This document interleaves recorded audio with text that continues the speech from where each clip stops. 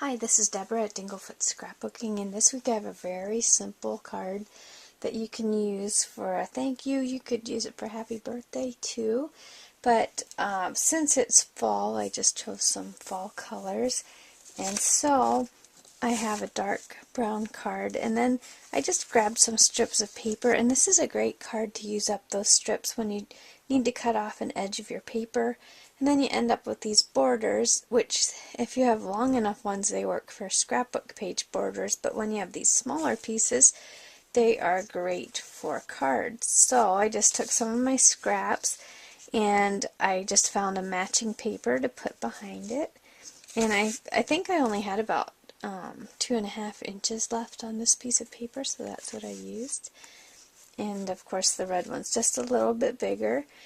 And then I have some twine, so I have a piece that I can wrap around some of the paper, and then I tied a tiny little bow that I'm going to use. And then I just chose a thanks stamp since I'm going to make this into a thank you card. And then I have some walnut stain ink, and I just chose that because it's dark brown. So this one's so simple to put together. I have a couple different adhesives. I'm going to use score tape to put this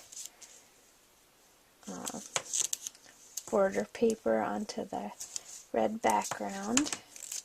So I'll just grab a couple pieces here and just some on each side just to hold it in place.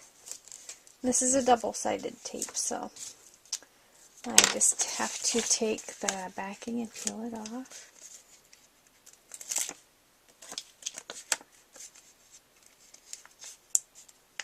And this is ready to go on the red paper.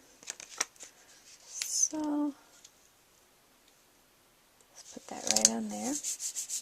And then I'm going to take I think I'll do my stamping first before I get any of my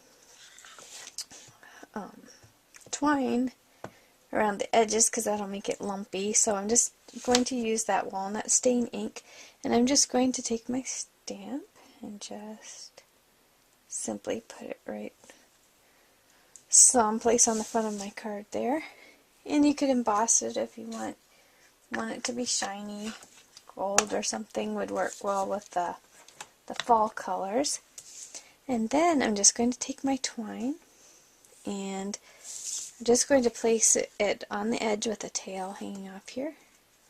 And I'm just going to wrap it around. Oops, I'm going to have to make that a little shorter of a tail to get that around. So I'm going to wrap it around, and you could make it kind of crisscrossed if you want, like that, just to add a little bit of interest, whatever you want to do. And then I'm just going to take a little bit of my score tape once again and just lay a strip down here, just so I have something to make sure those ends are stuck down. I'll pull the backing off, and then I'll just take each piece of the twine and just stick it down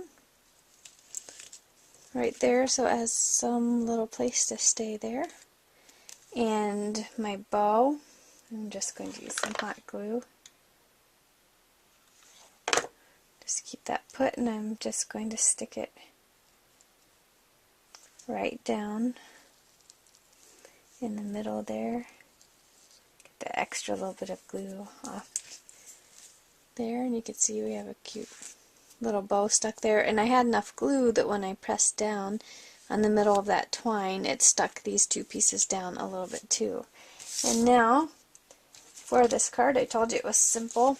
You just need something to pop this off the back because the twine's in the way, so you need a little bit of a dimensional adhesive, and you could use pop dots or foam dots, whatever you have.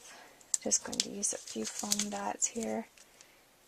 And you always want to put something towards the middle, because a lot of times I've made cards and I've just put the foam adhesive on each of the 4 sides, and then the middle kind of sinks down. So make sure you get something in there just to make sure the whole thing's kind of popped off the page. And these are the same as the double-sided adhesive. You just peel off the little coverings on the foam there. Really simple. And all I have to do is just place this right on the front of my card. I told you this was simple and fast, and there we go. This card is finished. Thanks so much for watching.